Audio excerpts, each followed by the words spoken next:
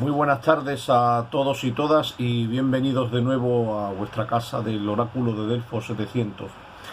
Con el vídeo de hoy vamos a terminar ya con este resumen del empirismo y vamos a hablar de la crítica que hace el máximo exponente de esa corriente, David Hume, a la metafísica. En su obra fundamental, el Tratado sobre la Naturaleza Humana, David Hume decía: abramos un libro cualquiera tradicional de metafísica y leamos y preguntémonos. ¿Contiene algún razonamiento sobre hechos de experiencia? No. ¿Contiene algo sobre matemática o razonamientos numéricos o lógicos? No. Pues arrojémoslo al fuego, a la chimenea, porque no es más que superchería y superstición. Es decir, para David Hume, que además después posteriormente va a tener una inmensa influencia en Emmanuel Kant, que dirá de él que le despertó de su sueño dogmático, porque Kant empezó siendo racionalista hasta que leyó a Hume. David Hume va a convertir su filosofía, su pensamiento, en un, diríamos, alegato contra esa rama de la filosofía llamada metafísica, que trata de todo aquello que está más allá de lo observable, más allá de lo metafísico y material. Si recordamos los dos primeros vídeos sobre el empirismo, decíamos que para los empiristas la experiencia sensible era el fundamento y el límite del conocimiento filosófico. Y aquí en Hume esto va a alcanzar, pues diríamos, unas cotas realmente elevadas. En el anterior vídeo también exponíamos los principios que establecía Hume para después poderlos aplicar ferozmente contra los principales conceptos de la metafísica, aquellos dos principios epistemológicos básicos, de los cuales hoy nos vamos a quedar con el primero de ellos. Recordamos el principio que distinguía entre impresiones e ideas, y que él convirtió después en un criterio universal de significado, que cuando cualquier concepto filosófico quisiéramos saber de él si tenía o no tenía validez, teníamos que preguntarnos si esa idea filosófica o si ese concepto procedía de una impresión. Si no procedía de ninguna impresión, había que tirarlo también a la papelera o a la chimenea, porque era un término totalmente inválido, no nos sirve para hacer filosofía. Bien, pues con ese principio epistémico en la mano, Hume se enfrenta a lo que él considera son los tres conceptos básicos de la filosofía metafísica tradicional, y en torno a los cuales pues ha pivotado y girado todo el pensamiento anterior a él. Dichos conceptos son sustancia, el primero; sustancia personal o alma, el segundo; y causa, el tercero. Ya en Aristóteles, que en fin, tantísimos siglos atrás, la metafísica aristotélica, el discípulo de Platón, había planteado el concepto de sustancia como quizás uno de los conceptos básicos en torno a los cuales va a pivotar toda la metafísica posterior, y además, bueno, pues 21 o 22 siglos posterior a él, hasta llegar a Hume, entendiendo sustancia como el sujeto. Aristóteles lo llamó hipokeimenon, que es el sustrato básico de todos los accidentes que se dan en cualquier ente. Aristóteles decía que en cualquier ente que exista hay una parte invariable, su qué, su cuididad, su esencia, lo que le hace ser él, su sujeto, que es invariable, de principio a fin, que ese no puede cambiar, y una serie de, digamos, aditamentos que se le van añadiendo a ese sustrato último, y esos aditamentos o cualidades o adjetivos, por llamarlo de alguna manera, son los accidentes. Los accidentes pueden cambiar sin que cambie el sujeto. A ese sujeto o sustancia, del latín substare, que significa permanecer por debajo, Aristóteles justamente lo llamó sustancia. El latín ens in se, el ser en sí mismo. Mientras que los accidentes fueron denominados por Aristóteles ens in alio, ser en otra cosa. Por tanto, los accidentes no pueden existir si no son pegados a algo, pero la sustancia existe en sí misma. Si yo digo el mueble bajo, la bajura es un accidente que no puede existir sin algo de lo que es el bajo, pero el mueble en sí mismo sí es el sujeto o el sustrato de la bajura o de la altura o de la belleza o de la fealdad o de lo que sea. Si eso lo trasladamos al lenguaje, sería pues el sustantivo y los adjetivos, ¿no? La sustancia es el sujeto y las cualidades son los adjetivos, los predicados. Con ese término la metafísica fue avanzando y avanzando y avanzando durante montones de siglos. Ya en su predecesor y maestro Platón, las ideas eran la máxima sustancia, eran justo lo que permanecían siempre en sí mismas, inmóviles, invariables, porque el sujeto es lo que no cambia, lo que ha de permanecer siempre igual, siempre idéntico a sí mismo. Sin el término sustancia, evidentemente no podemos sostener ninguna metafísica que se precie, porque es, diríamos, como la raíz, ¿no?, el corazón de toda metafísica. Después hubo un tipo de sustancia muy particular que era la sustancia personal, es decir, el yo o alma. Otro concepto básico de toda la metafísica tradicional que ya está no solo en Platón, sino incluso antes de él, en su antecesor Pitágoras. El alma era el sujeto auténtico en el ser humano. De hecho, para Pitágoras o para Platón, el cuerpo es un accidente del alma.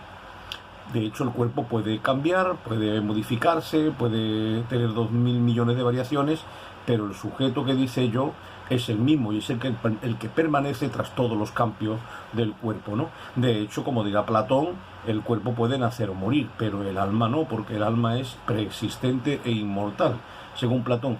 Y ya no hace falta que os diga cómo eso recorre toda la Edad Media a lo largo y ancho de 12 largos siglos, en los que sin el concepto de alma o sujeto humano o yo hubiera sido imposible todo pensamiento filosófico en la Edad Media. Ni que decir tiene lo que eso supone cuando llega el racionalismo de Descartes. De hecho, ese yo se va a convertir en la piedra angular de toda filosofía, y lo hemos estado viendo en estos vídeos. El cogito ergo sum es el yo pienso, luego existo, del que dirá un siglo después Kant, el yo pienso acompaña a todas mis representaciones, es el que está siempre presente. Bueno, pues nada más y nada menos que ese concepto de yo o alma también va a ser pulverizado por la filosofía empirista de Hume. Y el tercer gran concepto es el concepto de causa. Ya había dicho Aristóteles en la filosofía griega antigua que conocer algo era conocer sus causas. Sin causa no es que no haya ente, es que no hay ni siquiera conocimiento, porque para que haya un conocimiento válido de cualquier realidad, ha de ser ese un conocimiento de su causa.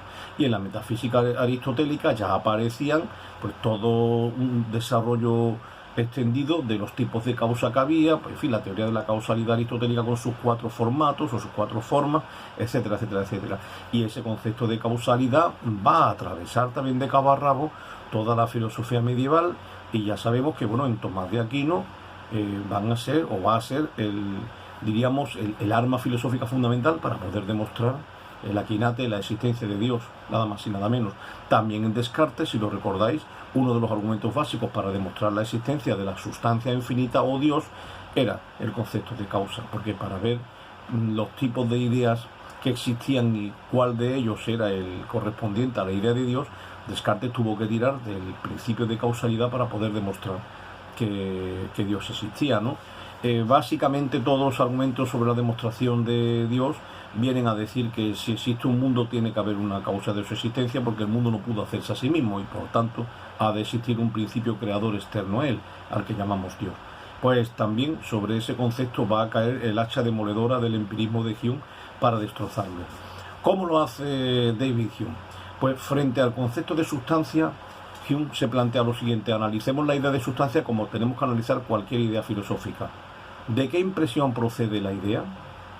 Y entonces él dice, cualquier cosa que nosotros percibimos o cualquier cosa que nosotros podemos decir sobre la realidad, lo que sea, un ente cualquiera, árbol, pues nosotros vemos que tiene un color, una forma, un tronco, unas ramas, unas hojas, puede que unos frutos, etcétera, y percibimos realmente, lo que percibimos son todas esas cualidades que forman el ente llamado árbol.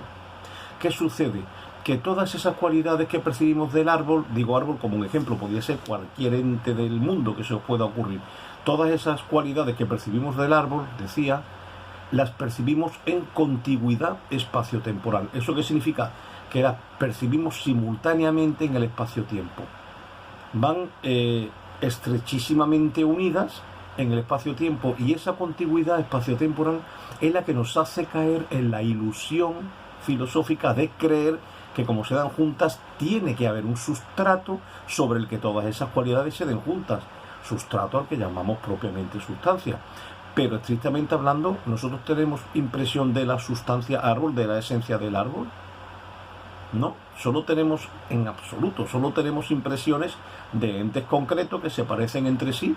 Ese mismo parecido, eso ya estaba en Platón y en Sócrates, nos hace creer que hay como una especie de identidad común o esencial que es la que les hace ser esas cosas, pero en absoluto, nosotros no tenemos la más mínima impresión sensible, de conocimiento sensible de sustancia o esencia alguna.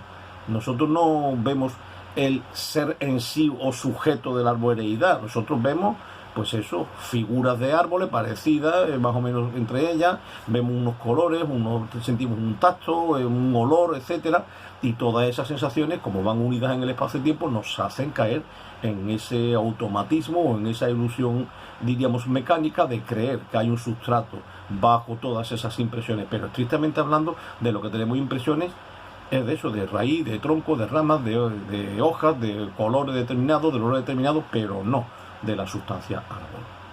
Esto se hace aún más interesante cuando pasamos a la sustancia personal o yo. Y Hume ahí va a utilizar el mismo argumento. ¿De qué tenemos propiamente experiencia nosotros los seres humanos?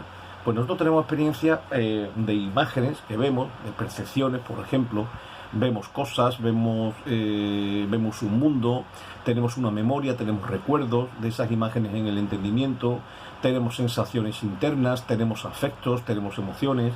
De todo eso podemos tener una experiencia interna. Vemos nuestro propio cuerpo, con lo cual tenemos una imagen de nosotros mismos, pero tenemos una imagen de nuestra corporeidad, propiamente dicho, de nuestro cuerpo particular, con unas características muy concretas y muy determinadas. ¿Qué es lo que sucede? Que todas esas experiencias que llamamos subjetivas, también las percibimos en contigüidad espacio-temporal. O sea, van inmensa y estrechísimamente unidas en el espacio-tiempo. El hecho de que tengamos esas impresiones siempre unidas entre ellas en el espacio-tiempo también nos hace caer en la ilusión de creer que hay un sustrato por debajo de todas ellas sobre el que esas experiencias se asientan. Sustrato al que llamamos yo, o alma, ¿no? Sustancia personal, en una palabra. Pero ese yo, o esa alma, ¿realmente nosotros tenemos impresión sensible del yo? En algún caso y en algún momento, en cualquier situación, ¿alguien ha percibido su yo? Si te paras a pensarlo, percibimos nuestro cuerpo, percibimos nuestro pensamiento, percibimos nuestras emociones, percibimos nuestras sensaciones corpóreas, percibimos nuestros recuerdos, nuestra imaginación. Todo eso sí son experiencias internas. Tenemos una experiencia de todo ello. Y tenemos una experiencia de todo ello unido en el espacio-tiempo. Pero tenemos experiencia de un sustrato último sobre el que todas esas cosas se asienten y se sostengan. ¿Alguien tiene una impresión sensible del yo? ¿Alguien sabe lo que es? ¿Alguien ve su yo? ¿Qué es entonces el yo? En esto Hume se va a acercar enormemente al pensamiento del Lejano Oriente, porque en la filosofía oriental y en todas sus ramificaciones posibles se viene a decir exactamente lo mismo. Yo no puedo ser ninguna de las cosas observadas, porque yo no puedo ser mi cuerpo porque mi cuerpo lo observo. Yo no puedo ser mi pensamiento porque mi pensamiento lo puedo observar. Yo no puedo ser mis emociones porque mis emociones las puedo observar mentalmente, pero las observo. Yo no puedo ser mis ideas o mis representaciones del mundo porque todo eso puede ser observado. De todo yo puedo cobrar conciencia. Pero puedo cobrar conciencia del que cobra conciencia. O sea, yo soy observado, no puedo ser observado, porque si yo fuera observado, entonces eso observado volvería a convertirse en el objeto de la observación, no sería el sujeto. Por tanto, es imposible tener impresión del yo, por lo que el yo, propiamente hablando, no existe. O en cualquier caso, el término filosófico yo o alma es un término que carece por completo de significación filosófica y de valor. Finalmente, Hume arremeterá contra el concepto causa. Ya desde Aristóteles, decíamos, incluso antes, desde el mismo Platón, aunque no lo dijera explícitamente, en la historia de la filosofía está permanentemente presente el término causa.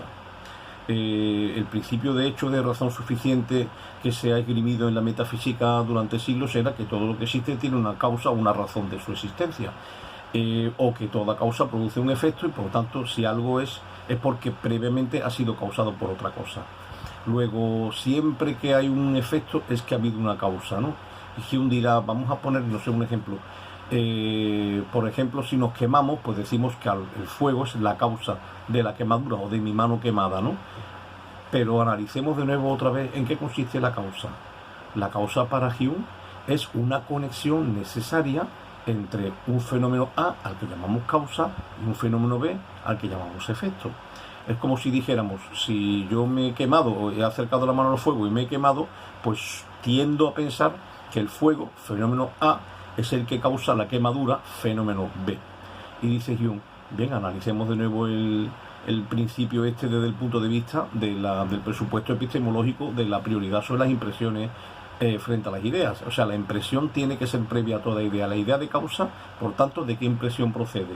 Y cuando nos paramos a analizarlo, vemos que realmente de lo que tenemos impresión es de un fenómeno 1, fuego, y de un fenómeno 2, quemadura. Pero estrictamente hablando de que el fuego cause la quemadura, eso no tenemos impresión. Vuelve a suceder una vez más que fenómeno 1 y fenómeno 2 se dan juntos en continuidad espacio-temporal, y esa cercanía, esa simultaneidad en el espacio-tiempo es lo que nos hace caer en la ilusión trascendental de creer que el primero es causa necesaria del segundo. Estrictamente hablando, solo podríamos decir que hay causa probable. Sabemos que cuando ha ocurrido el fenómeno A, ha ocurrido después el fenómeno B, y eso nos hace creer que eso va a ser así siempre, pero esa conexión no es necesaria toda vez que la propia causalidad en sí misma no es perceptible. Nosotros no podemos ver la causa de A sobre B, solo vemos el fenómeno A y el fenómeno B. De algún modo, la palabra causa ha sido inventada, por así decirlo, por el hecho de que causa y efecto, valga la redundancia, vayan unidas. Bien, pues con esta triple crítica de Hume a los conceptos de sustancia, de yo y de causa, queda pues prácticamente consumada su crítica sobre la metafísica en general y sobre su falta, por tanto, de interés dentro de la filosofía. Bien, esto va a marcar tremendamente el derrotero de la filosofía posterior, en primer lugar porque va a ejercer una influencia enorme en Immanuel Kant en el siglo siguiente, y ya a partir de Kant, pues prácticamente hasta nuestros días, eso ha hecho que haya una tremenda reticencia en una gran parte de los filósofos frente a todo lo que sea metafísica o reflexión metafísica. Sobre, por tanto, si la metafísica tiene o no tiene sentido como una rama más de la filosofía, podemos seguir debatiendo en vídeos posteriores, pero ya entendemos que de hoy ha sido suficientemente largo. Pues nada, como siempre, muchísimas gracias por estar aquí. Podéis discutir o rebatir todo lo que queráis, podéis compartirlo o lo que os parezca. Muchas gracias y hasta el próximo vídeo.